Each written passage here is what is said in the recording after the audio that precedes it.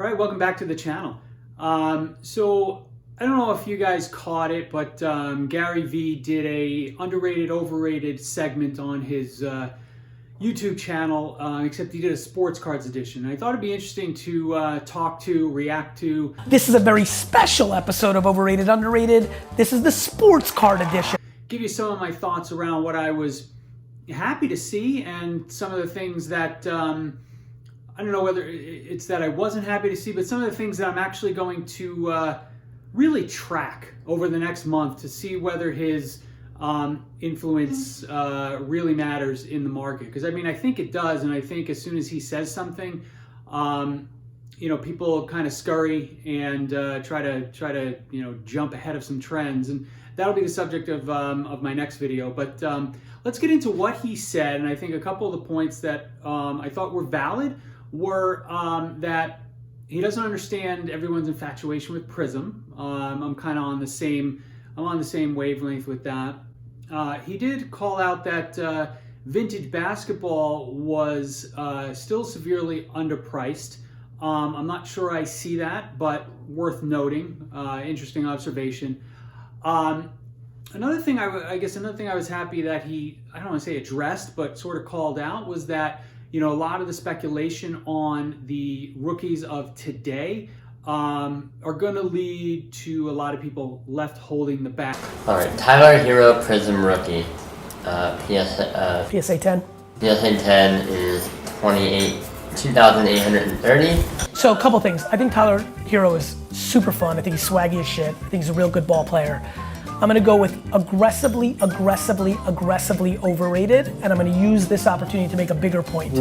I think the biggest vulnerability in sports cards right now is rookie chasing for people that wanna sit on it a little bit longer than within 3 and 6 and 9 and 12 week window. 90% of the people that are being bought right now, this last 4 years, somebody's gonna get held with the bag. So he mentioned he just used Tyler Hero or Zion Williamson as examples, whether or not, it wasn't about the player, it was more about the concept of, how there's so many cards out there and so many rookies, that are at prices that are significant, $200, $300, $400, $500. And in the end, it's unlikely that more than one or two of them are going to be NBA legends, and as such, down the line, cards aren't going to be worth much. Now, if you're playing a flipping game and you can play that market, different story. But I think he was more aimed at the long-term investors in that particular item. There are two areas of the card market that he mentioned that I'm going to track on a spreadsheet and report back in about a month to you guys. One was alternative rookies, and the other one was really around the Kaboom inserts. Kaboom inserts are underrated.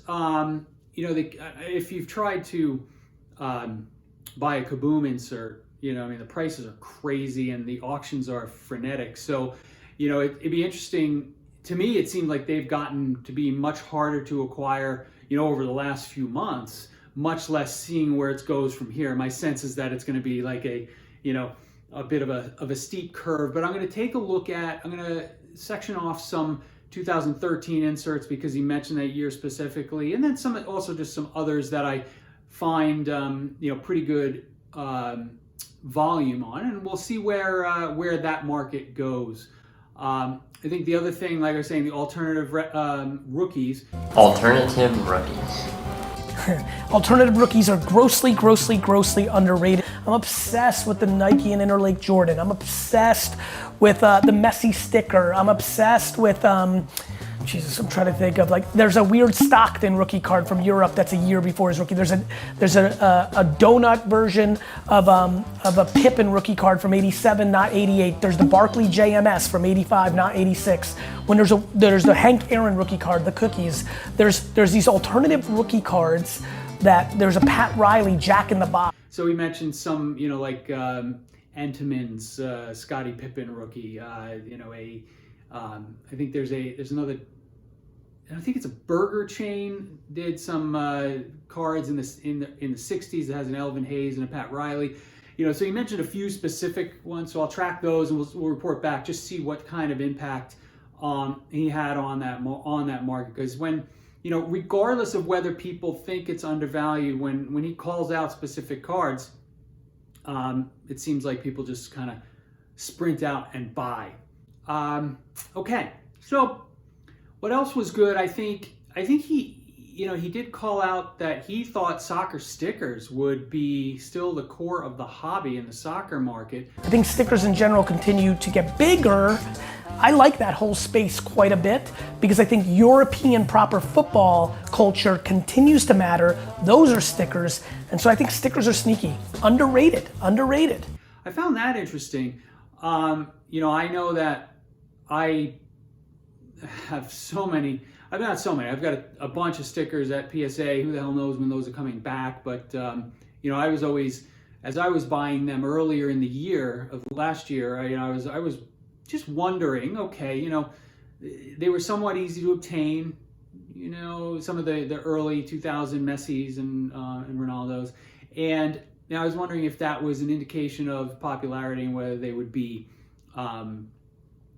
worthwhile down the line. I mean, I still think they will, and I'm also tracking the volume of grading of those stickers, and nobody's grading them yet, unless it's just that PSA hasn't gotten to the massive inflow. Like I'm tracking the population counts week by week of certain stickers, and nobody's grading them. So, we'll see what happens with that, but I found that another interesting piece. I think the last thing to note is, from my standpoint, if you're around this channel, you know that I'm pretty, I guess I'm all in on the hockey cards just because I love hockey, and certainly a lot of the past cards, whether they're inserts, regular editions, the legends of the game, it just mystifies me. So, there was a mention of the Gretzky PSA 10 O-Pee-Chee rookie, the one that sold for over $1 million, but there was not a whiff of any other topics around hockey cards. So I thought that was good, right? I was happy because he's not bringing immediate attention to hockey cards, things that I'm still trying to acquire here and there. And like I mentioned in one of my previous videos, that market has gotten hot, so it's harder to really get decent deals nowadays, but at least he didn't throw gasoline on the fire. Last, but certainly not least, he expressed regret that he didn't have more PSA 10 Michael Jordan 86 Fleer rookies. I guess he said at the time of the recording, which was probably 2 or 3 weeks ago, he had 3. And I guess since the recording, they put in a little note that he purchased an additional 6, I think it was. Now, he mentioned that the Michael Jordan PSA 10 rookie could be $1 million card, like that. I hate Michael Jordan more than anybody. I own 2, I think. I might have 3. Which is the biggest mistake I've made in the 3 years I've been in, because I've been yelling. You can watch videos 3 years ago, I fucked this up. I paid $30K for mine. There's 317 of them.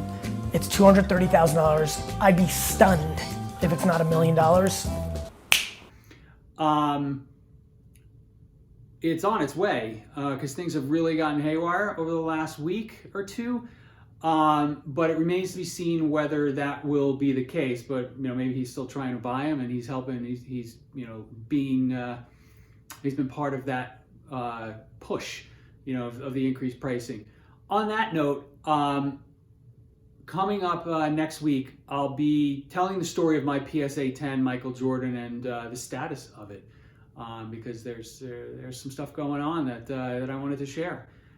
Thanks again for joining, folks. I mean, if you like this video, hit like, subscribe. I know a lot of you out there are watching, you're not subscribed, so it'd mean a lot to me if you did. And I look forward to seeing you guys again soon. Thanks again.